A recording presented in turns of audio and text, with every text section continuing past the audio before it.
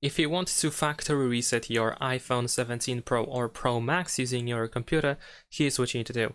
So first of all, we're gonna use a USB cable and we need to connect our iPhone to our computer. Whether you have Mac or Windows, it doesn't matter.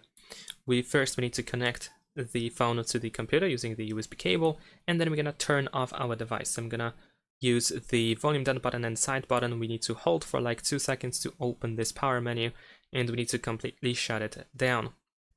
And now we need to wait for the iPhone to completely shut it down.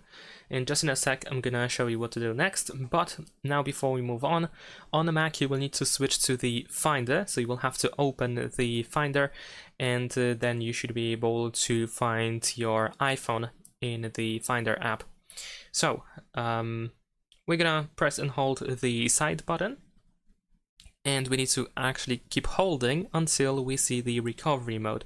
So if you see the Apple logo, just still keep holding. There we go. Now we have the recovery mode. So now on Mac, you want to go to that Finder, and you should see an information that,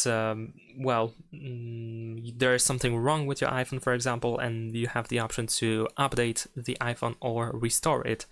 And you want to choose that you want to restore it.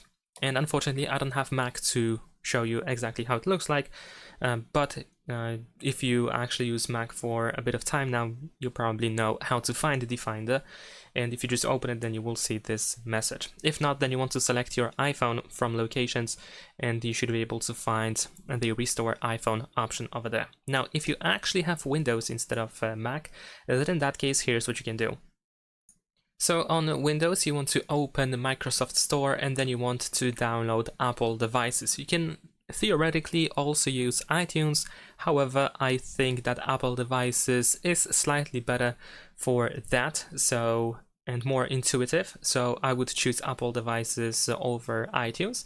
And once you have it, once you open it, then you should see a similar message that there was a problem with the iPhone, and we have the options to update and restore. So of course you want to restore. If for some reason you don't have this window, then you should be able to find your device over here on this list. I'm not sure why it is now gone, but usually you can select your iPhone over here on the left side, and then you should be able to find the option again. I'm just gonna try to unplug and plug the cable again into the iPhone, so maybe this should help. There we go, this is what I meant.